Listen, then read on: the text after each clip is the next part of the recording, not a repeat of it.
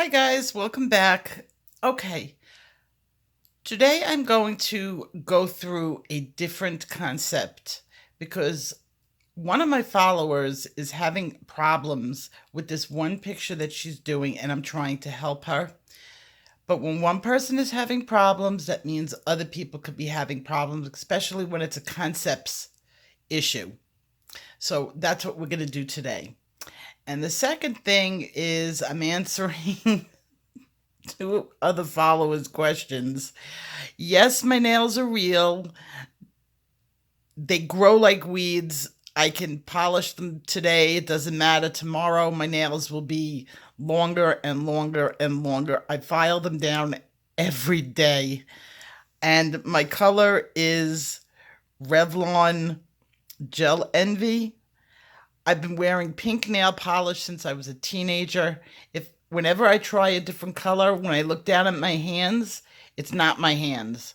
So I've been wearing pink my whole entire life. I will continue to wear pink. It's the color I like.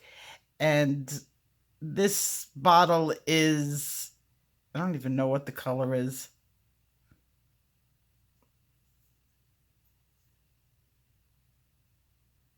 I don't even see where the color is on it. But that's the question with my nails. I'm gonna cut them soon. They're insane. I can't even text with them anymore. So, and it's hurting me to type. So, especially my right hand, because that one's my coloring hand, and they're beginning to hurt. They're getting so long. So let's start today's real topic, and it's called the seesaw effect of coloring. I've been working on with this picture, and it's from the Joanna Basford Coloring Christmas. This is an excellent book. The paper is great. I've never colored in Joanna's books before, and I'm now like obsessed with it. I love it. This is a fantastic picture for every newbie to do, and it's a test of how you can get the colors to not be next to each other, which is really a very hard thing to do, especially with so many objects. Keeping things from washing out is very important. I put a gray background on this so that I'm able to see the object, but that gray background is going to change at the very end. I'm leaving the big thing for a surprise at the end and what I'm going to do with this picture. So we're going to want to get things to pop on the paper.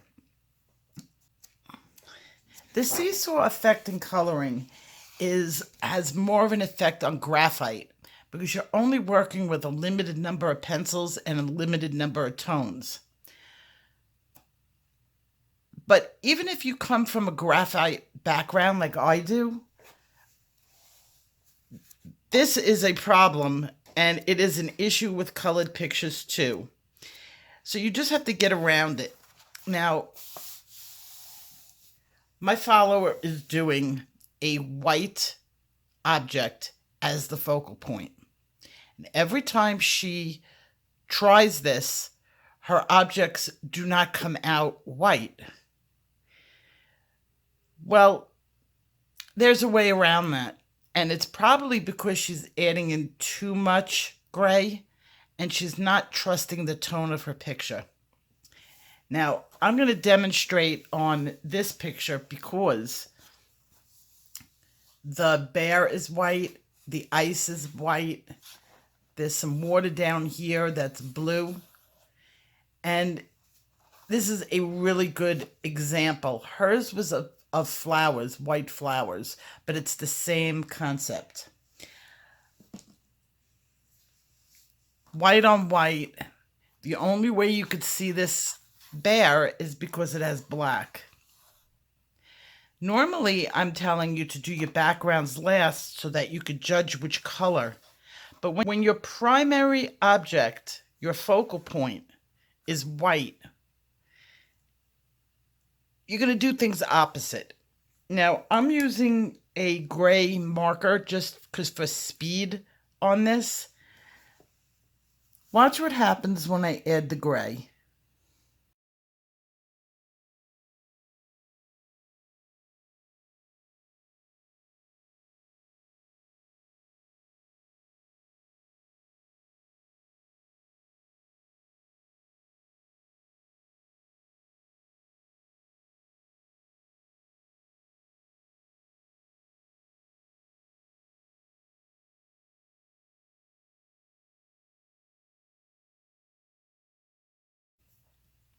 Suddenly, my bear is popping off the paper.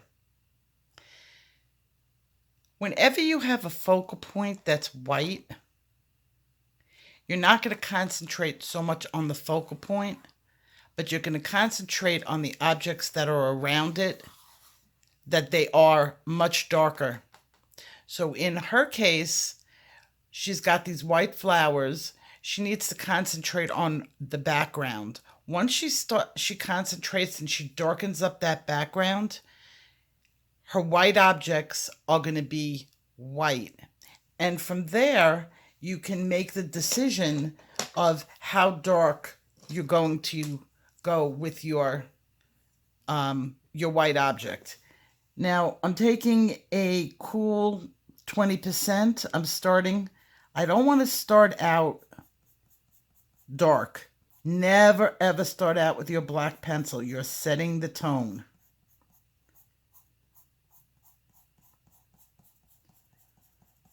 Now watch what happens.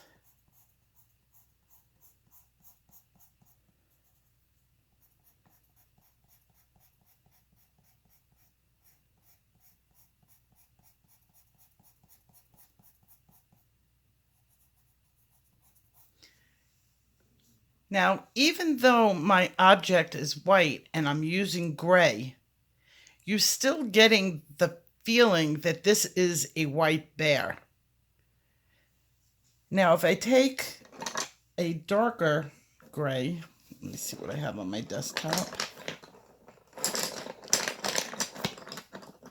Okay, I'm going to take a 50% cool. Even if I take this shadowed area to 50%,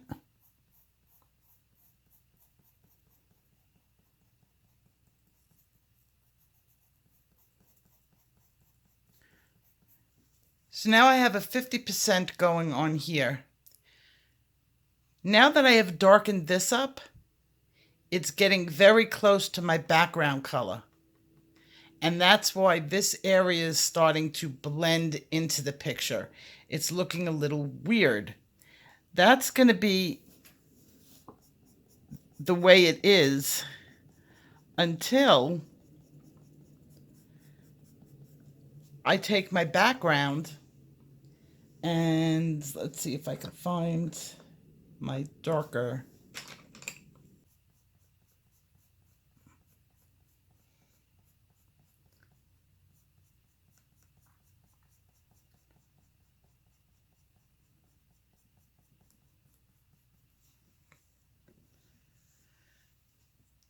Now I've darkened up the background, and my bear, the shadow doesn't look so dark.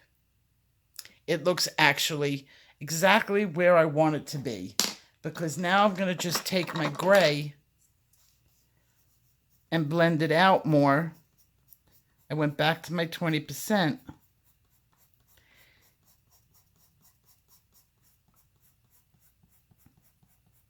Now, even though my bear is white, I'm coloring it gray. It's still going to give you that perception of being white. So where I think she had her problem is she was probably starting with the white flowers. Now, if I started over here,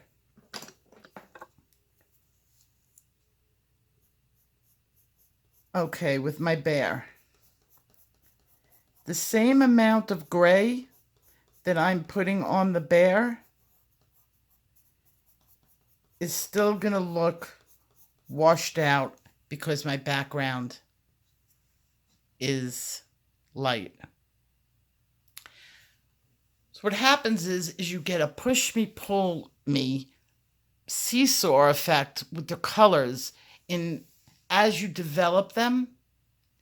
Now, if I had started with black, and I think this is black. If I had started with black, and this is going to destroy my picture. Okay, let's see.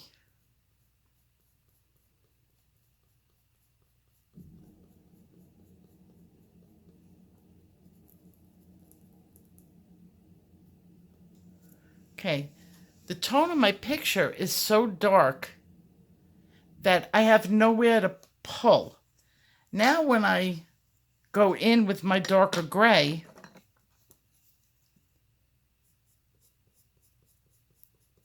and I'm using the same amount that I used over here,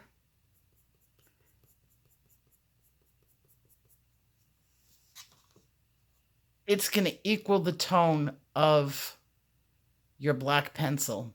And there, I've just washed out the entire jawline of this poor bear. Because I used a lighter color over here, I can take it much darker. And I know it's like an illusion, but this gray and this gray are the same. It's the same strength, my hand, but it's going to show up better because I'm not using black. So you're still having to push me, pull me back and forth with your colors. You want your darks next to your lights next to your darks, which is exactly what I was doing as an exercise in this one. Do you know, besides the gray that I put in here, and I did this with magic marker, I have not touched this pencil. I have not touched this paper with a gray or black pencil, because at the very end, I'm going to make it come to life by using the darker pencils. Everything that was light is going to pop. Everything that was dark is going to brighten because I haven't gone to my absolute value. So that is a lesson for you guys, and I will have the next coloring video on the skin tones probably finished by tomorrow. Take care. Bye-bye. Hit that like and subscribe. And don't forget to ring that bell.